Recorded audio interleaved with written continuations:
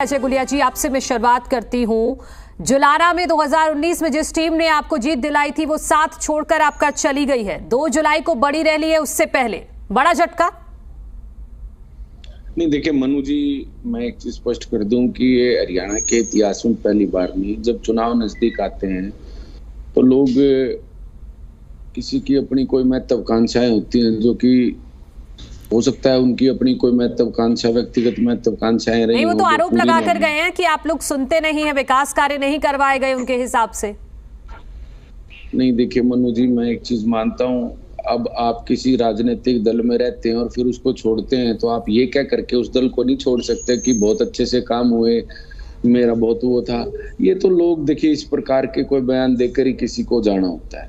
तो वो गए हैं, मैं तो इनको भी कहूंगा वो जहां भी जाए, किसी दल में जाए, मेरा तो ये प्रयास है जननायक जनता पार्टी का कि वो लोग जरूर इस पर विचार करेंगे। कोई तो वजह होगी ना अजय जी, जो एक साथ इतने सारे लोग आपको छोड़कर चले गए।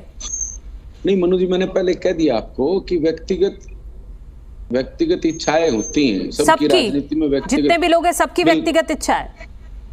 नहीं, को अपनी किसी पद की इच्छा होती है, किसी को चुनाव लड़ने की इच्छा होती है।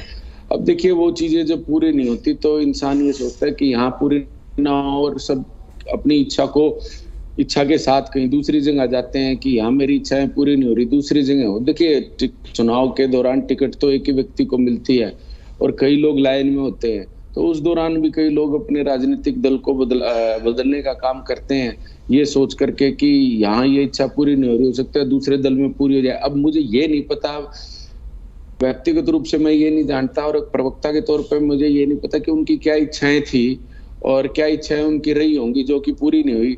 लेकिन देखिए एक चीज मैं जरूर स्पष्ट रूप से कहना चाहता हूं कि दुष्यंत चौटाला जी हरियाणा प्रदेश के 24 घंटे उपलब्ध रहने वाले उप मुख्यमंत्री हैं। कभी भी ना सिर्फ मैं पार्टी के प्रवक्ता के नाते, पार्टी का कोई भी कार्यकर्ता, अपितु मैं इससे भी आगे जाकर के एक चीज कहना चाहूंगा कि हरियाणा प्रदेश का कोई भी नागरिक उनसे जाकर के बड़ी आसानी से मिल सकता है। उनके तो खुले दरबार चलते हैं, लोगों के बीच में जाते हैं, और हमारे पार्टी के प्रदेश अध्यक्ष भी, राष्ट्रीय अध्यक्ष भी लोगों के बीच में जाते हैं और तुरंत मौके पे समस्या का समाधान करने का प्रयास करते हैं।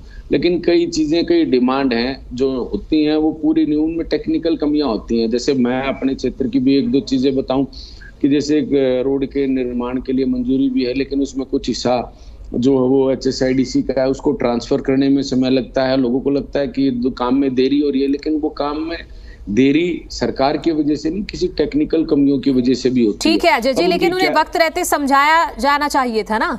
अगर यही बात थी तो समझाया जाना चाहिए था, लेकिन वो समझे नहीं या आपकी तरफ से समझाया नहीं गया, वो तो खैर नहीं पता है।